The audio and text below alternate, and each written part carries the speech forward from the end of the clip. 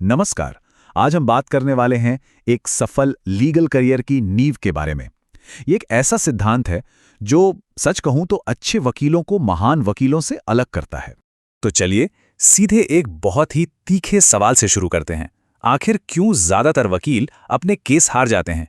ये एक ऐसा सवाल है जो हर लॉ स्टूडेंट और युवा वकील को खुद से पूछना चाहिए। और इसका जवाब जितना चौंकाने वाला है उतना ही सीधा भी है।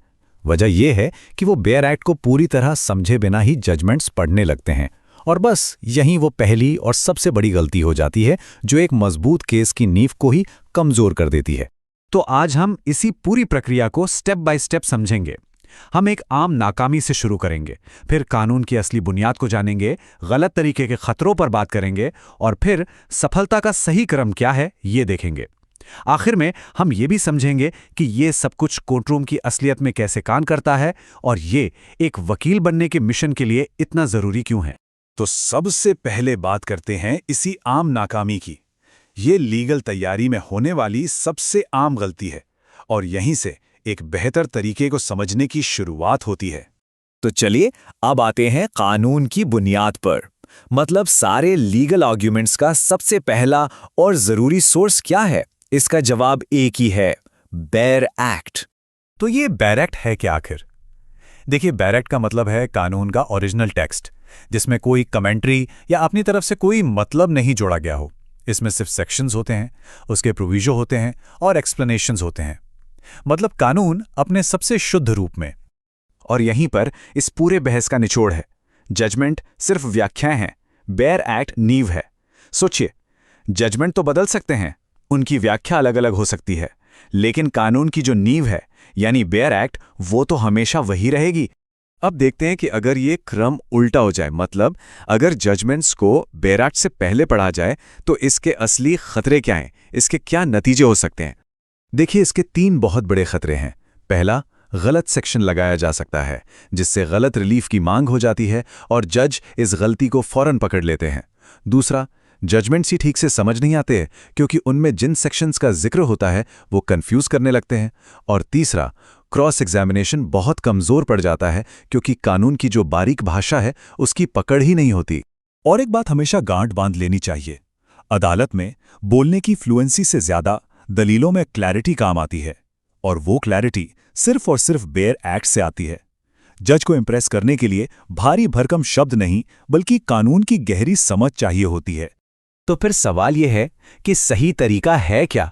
कानूनी किताबों पर महारत हासिल करने का सही तरीका क्या है? चलिए अब उस 3 स्टेप मेथड को देखते हैं। सफलता का क्रम बहुत ही सीधा साधा है। स्टेप 1, बेयर एक्ट पर मास्टर बनिए। एक एक शब्द को समझिए, जैसे मैं, शैल और प्रोवाइडेड दैट का असली मतलब क्या है। स्टेप 2, इसके बाद हाई कोर्ट के जजमेंट्स पढ़िए।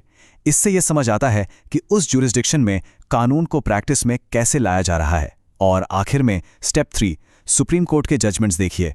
इससे आपको फाइनल इंटरप्रिटेशन और जो बाइंडिंग प्रेसिडेंट है वो समझ में आता है।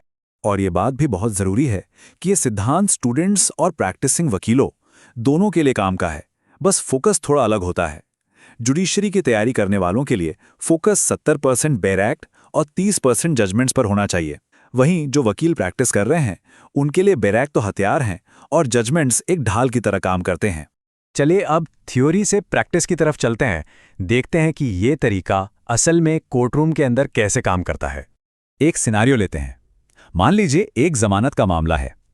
एक है एडवोकेट ए जो सिर्फ अलग अलग जजमेंट्स को कोट करने पर ही फोकस कर रहे हैं, और दूसरी तरफ हैं एडवोकेट बी जो उस केस से जुड़े स्पेसिफिक सेक्शन, उसके प्रोविजो और एक रेलेवेंट हाई कोर्ट रूलिंग के आधार पर अपनी दलीलें दे रहे हैं।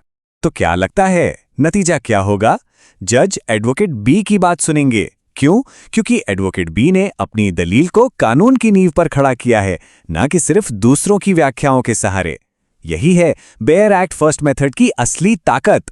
तो आखिर में यह समझना जरूरी है कि यह सिर्फ एक प्रोफेशनल टैक्टिक नहीं है, बल्कि एक कोर फिलॉसफी है।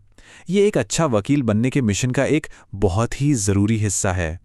इस एक लाइन को हमेशा याद रखना चाहिए, एक जजमेंट केस जिताने में मदद कर सकता है, लेकिन बेयर एक्ट ही है जो एक एडवोकेट बनाता है। एक वकील की असली पहचान इस बात से नहीं होती कि वो कितने जजमेंट्स कोट करता है, बल्कि इस बात से होती है कि कानून की उसकी अपनी समझ कितनी गहरी है।